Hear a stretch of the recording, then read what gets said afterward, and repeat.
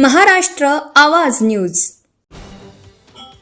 मुख्यमंत्री माझी लाडकी बहीण योजनेचा लाभ मिळत नसल्याने शहादा तालुक्यातील विविध गावातील महिलांनी आता प्रशासनाकडे धाव घेतली आहे। ससदे, बिलाडी, बामखेडा, तिखोरा, पिंगाणे यांसह ग्रामीण भागातील अनेक पात्र महिला अद्याप योजनेच्या लाभापासून वंचित असल्याची तक्रार समोर आली आहे।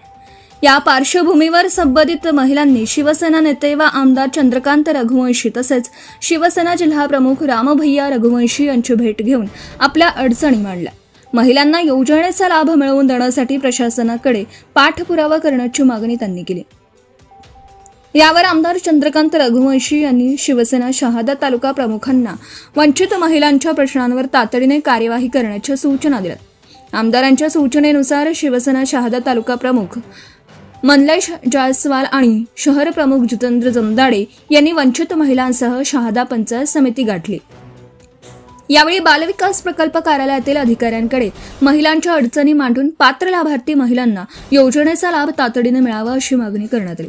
पंचायत समितीतील कनिष्ठ प्रशासन अधिकारी रवींद्र कुलकर्णी, मनमोहन शिंदे यांनी महिलांशी संवाद साधून त्यांच्या समस्या जाणून घेतल्या। त्यानंतर त्यांनी बालविकास प्रकल्प अधिकारी सागर चौधरी यांच्याशी दूरध्वनीवरून संपर्क साधून वंचित महिलांच्या प्रश्नांची माहिती दिली।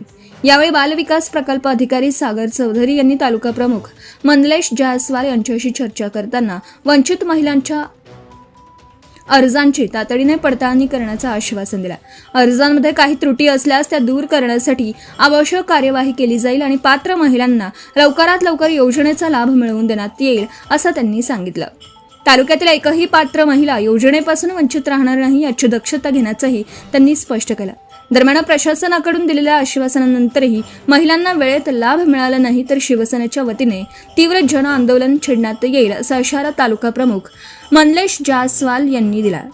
त्यामुळे आता प्रशासन या प्रकरणी किती वेगाने कार्यवाही करतं याकडे वंचित महिलांचं लक्ष लागलं आहे। यावेळी शिवसेना शहादा शहर प्रमुख जितेंद्र जमदाडे, जयसिंग ठाकरे, अजय सोनवणे, गोपाल कोळी, गणेश ठाकरे, पृथ्वीराज राजपूत, अक्काताई ठाकरे यांच्यासह शिवसेनेचे पदाधिकारी, शिवसैनिक आणि मोठ्या संख्येने महिला उपस्थित होते।